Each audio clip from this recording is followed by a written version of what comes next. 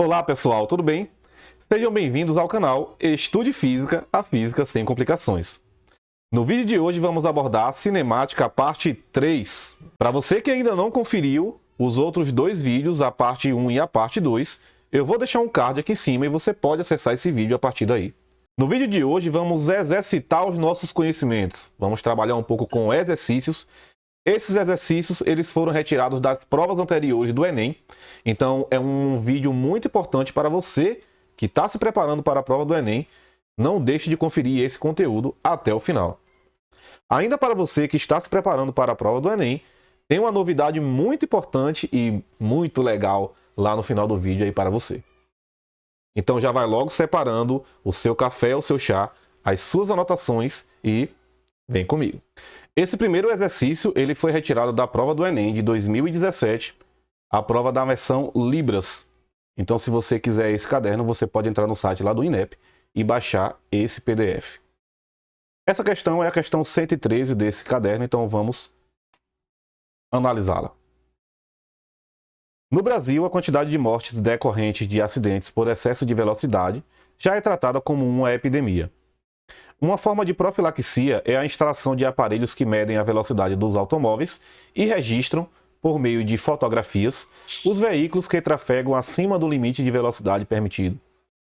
O princípio de funcionamento desses aparelhos consiste na instalação de dois sensores no solo, de forma a registrar os instantes em que o veículo passa e, em caso de excesso de velocidade, fotografar o veículo quando ele passar sobre uma marca no solo após o segundo sensor. Considere que o dispositivo representado na figura esteja instalado em uma via com velocidade máxima permitida de 60 km por hora. Aqui nós temos uma figura para nos auxiliar.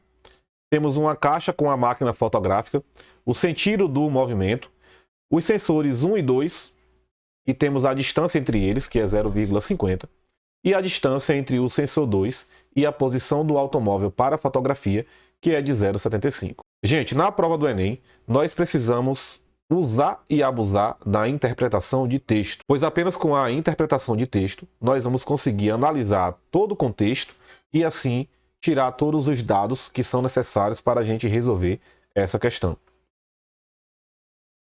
Logo, a primeira coisa que vamos fazer é identificar o comando de questão nesse caso. O comando de questão é o que a questão ela está te pedindo. Logo, no final aqui do nosso enunciado, nós temos, no caso de um automóvel que trafega na velocidade máxima permitida, ou seja, ele já deu aqui a velocidade do seu automóvel, sendo que a velocidade máxima é 60 km por hora, então essa seria a sua velocidade.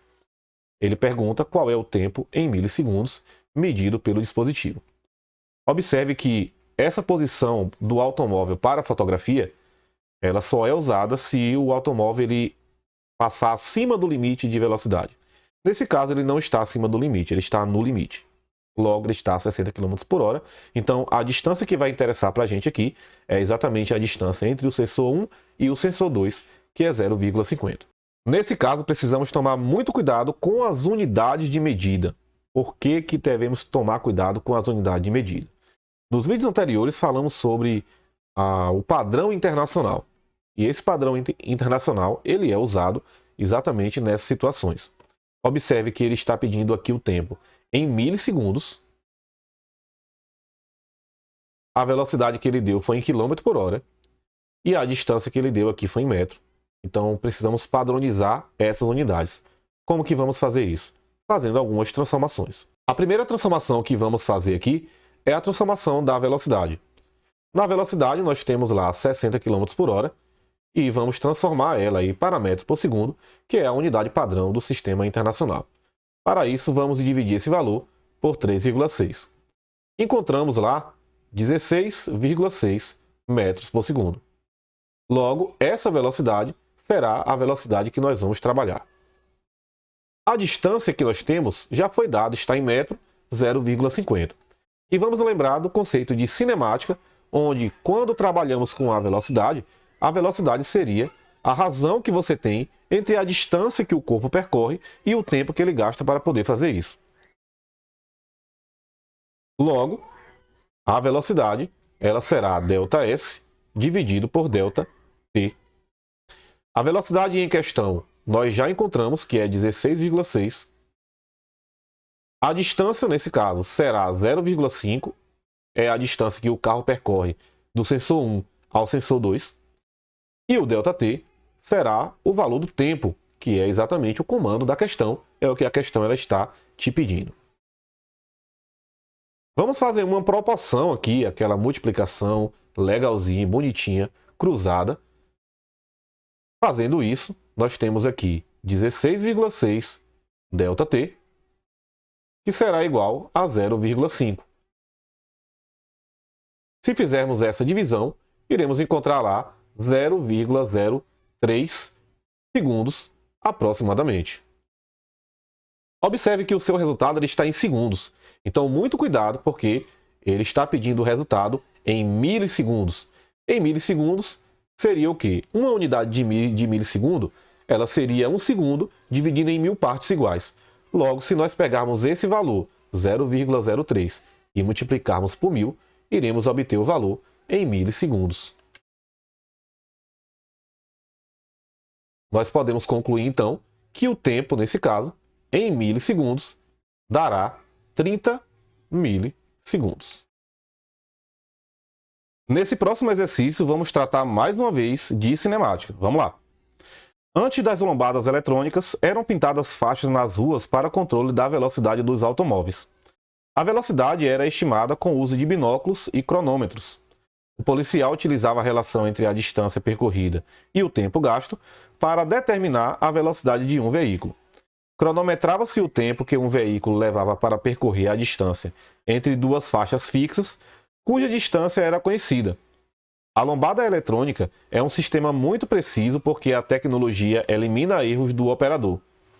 A distância entre os sensores é de 2 metros e o tempo é medido por um circuito eletrônico. O tempo mínimo em segundos que o motorista deve gastar para passar pela lombada eletrônica, cujo limite é de 40 km por hora, sem receber uma multa, é de...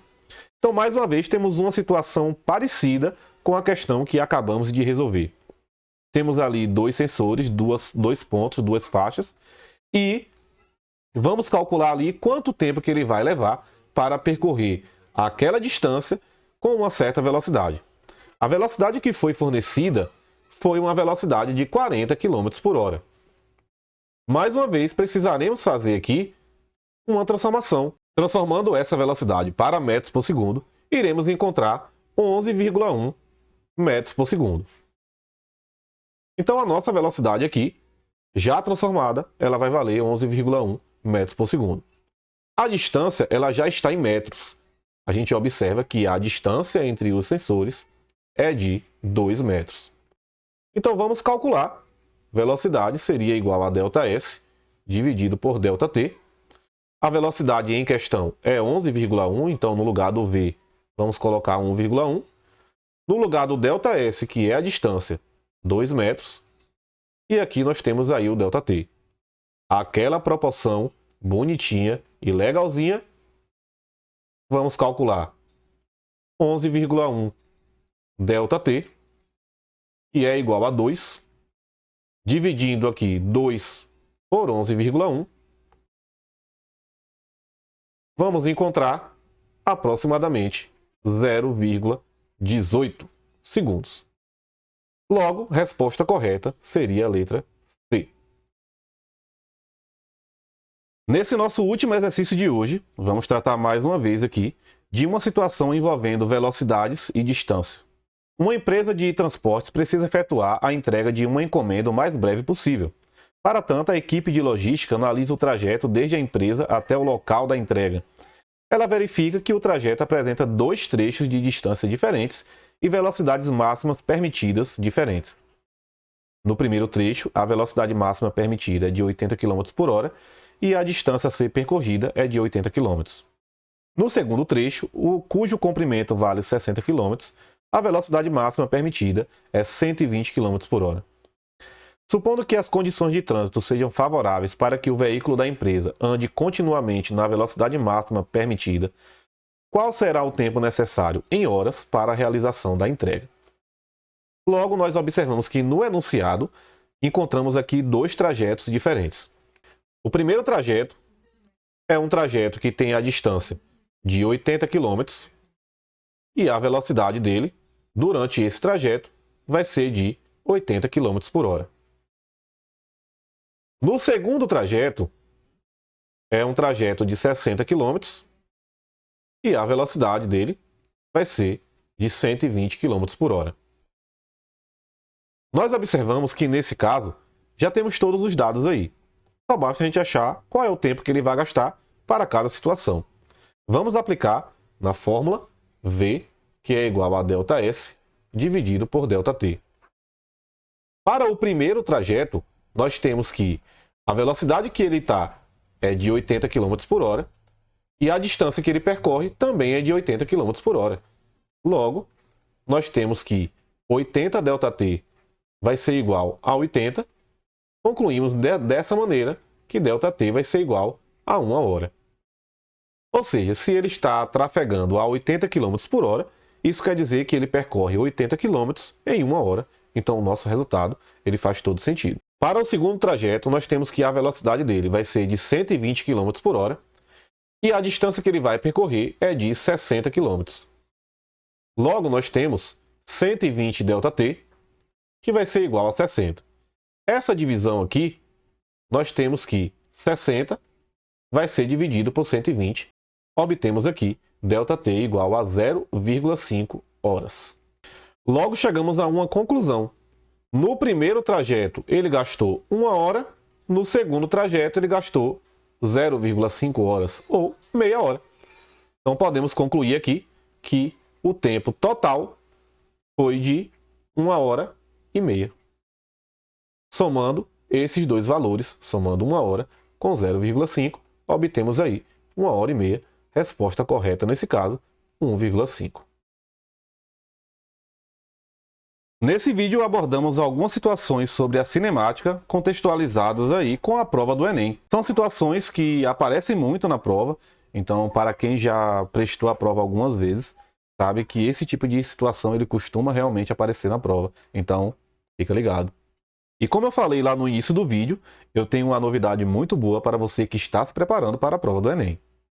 Nas próximas semanas, até a data da prova do Enem, iremos trazer aqui no canal vários conteúdos revisionais, várias resoluções de questões, para você poder tirar todas as suas dúvidas e assim se preparar melhor para essa prova. Se você teve alguma dúvida quanto a esse vídeo de hoje, ou tem alguma sugestão, não esquece, deixa aqui nos comentários.